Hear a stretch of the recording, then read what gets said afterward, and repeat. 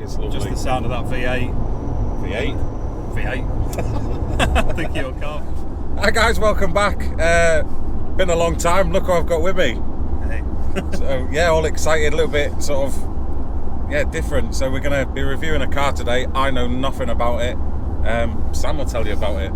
So we're very, very lucky to do something a little bit different, more sporty than what we usually do.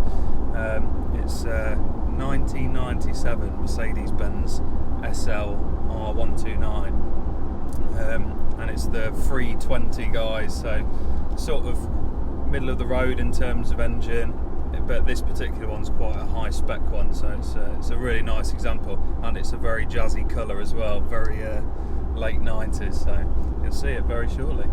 Happy days, man. Roll to intro.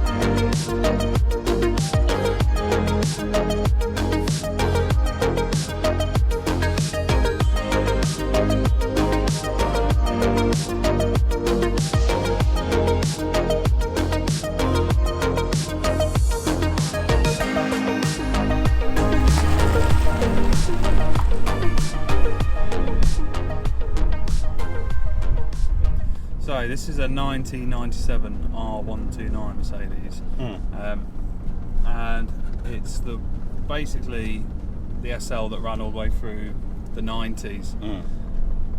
However, I've always thought they felt and looked quite 80s in their style, and especially because we've reviewed a 300 SL SE before. I'll leave the link for that down below. The S-Class Mercedes, which is a late 70s really through to the 80s and even the early 90s design, and that feels to me like this inside, so that their styling didn't change that much.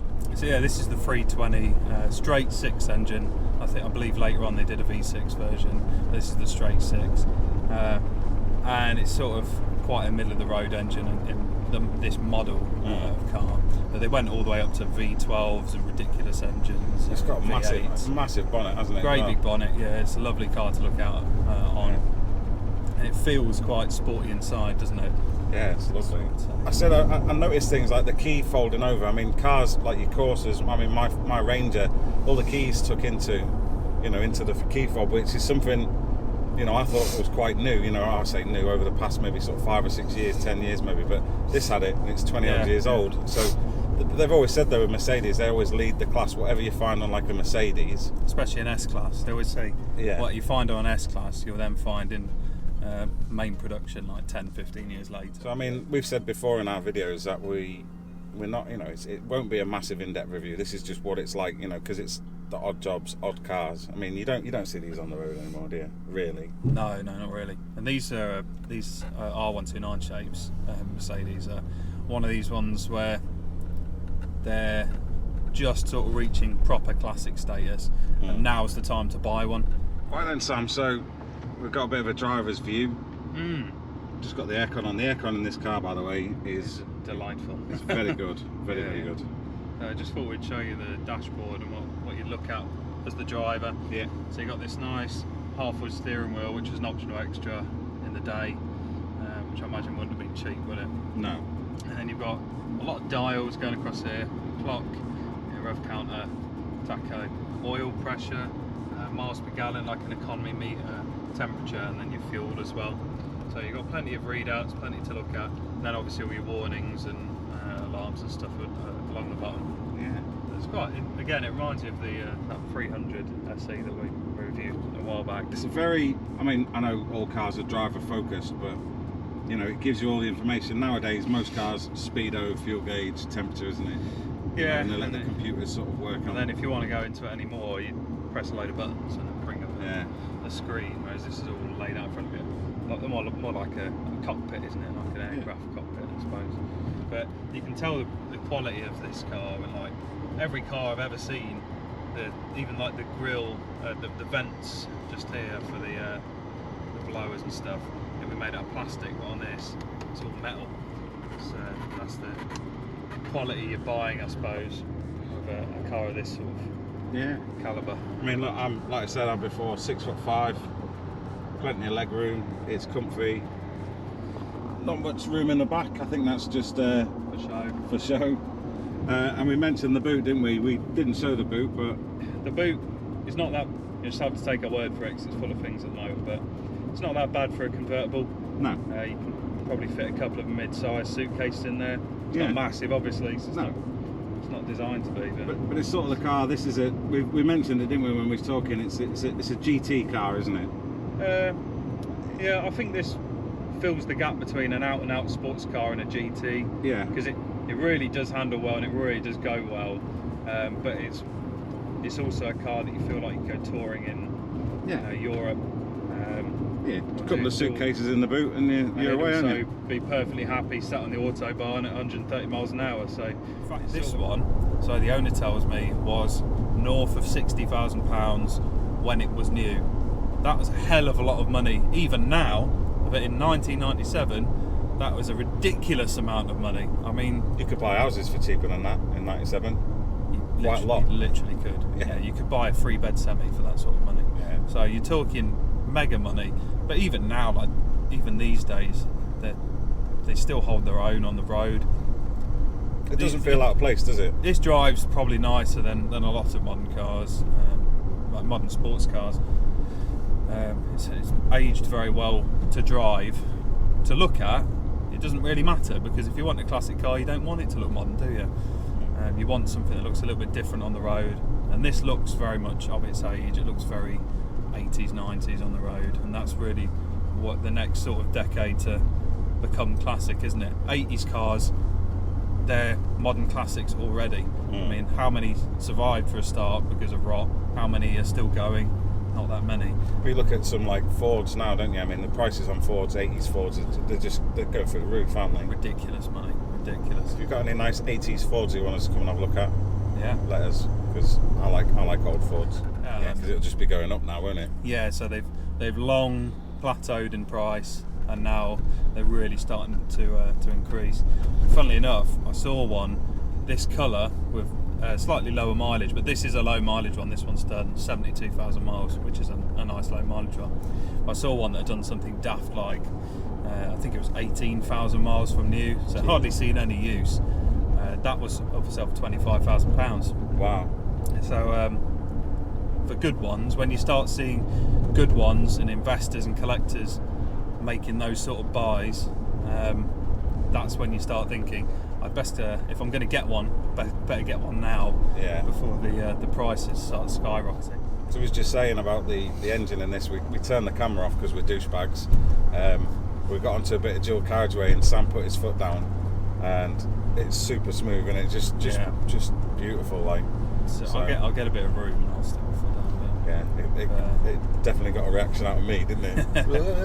The straight six, there's a sound. There's very specific sound with a straight six. They sound sort of raspy, angry, raspy, whereas like a V6 can sound a lot smoother, can't it? I think, but you can tell there's a lot of power. I think these are stock 231 brake horsepower. The straight six. It probably don't weigh nothing. That's, I mean, you know, people.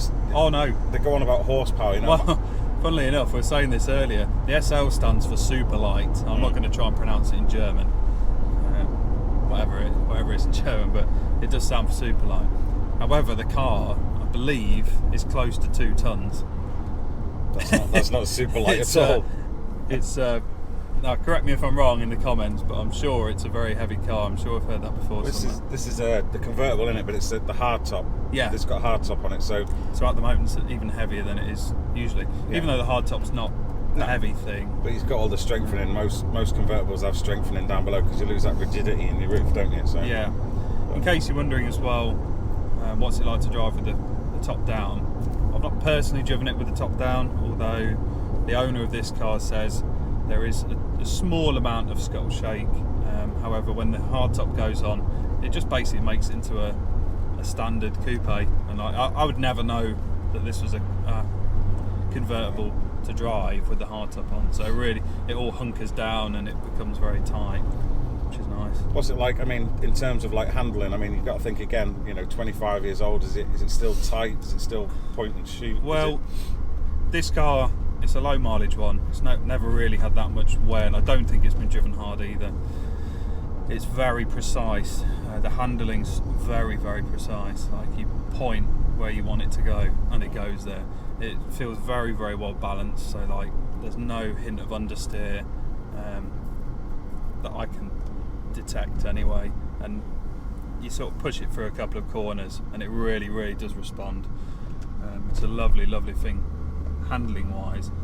And then with this engine as well, this engine coupled with this engine, it's a nice, there we go, I've got a bit of room here, I'll stick my foot down coming out of it. I'll let you listen to the straight six because it's a lovely noise that it makes. I just hope that the microphone picks it up. Sure. It'll probably pick up our faces. Probably, yeah. Right, I'll get around this corner.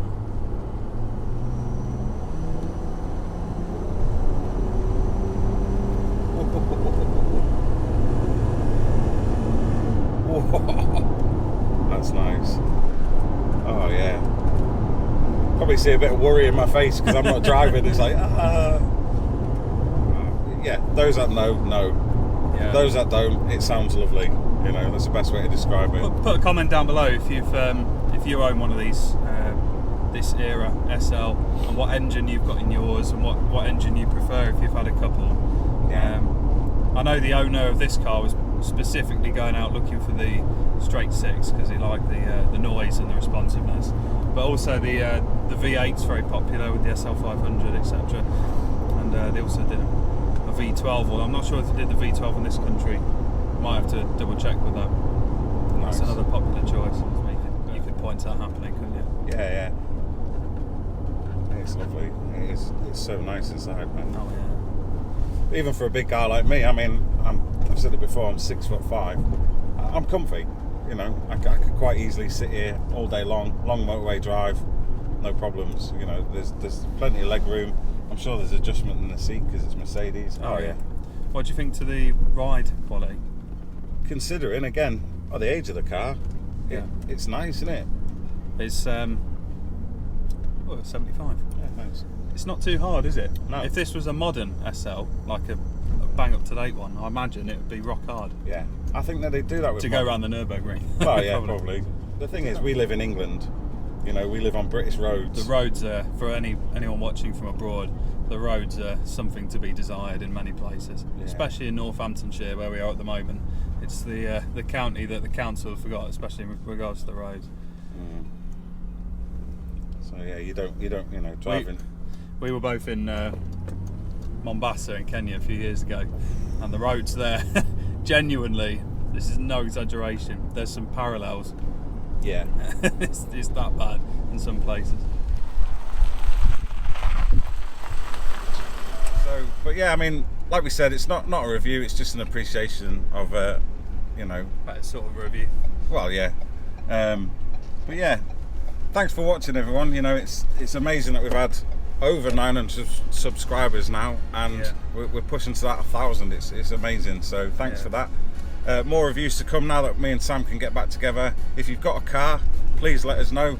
If it's slightly odd or it's a bit sort of unique or niche, then let us know. We'll quite happily come down. You might have to put up with us for a few hours, but we'll review it for you, or at least talk about it anyway, and that. But yeah, like and subscribe, all that jazz. Hopefully a new video coming soon, and we'll see you in the next one. Anything to say, Sam?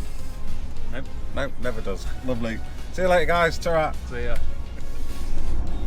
Right, so that's the end of our video about the fuck's sake.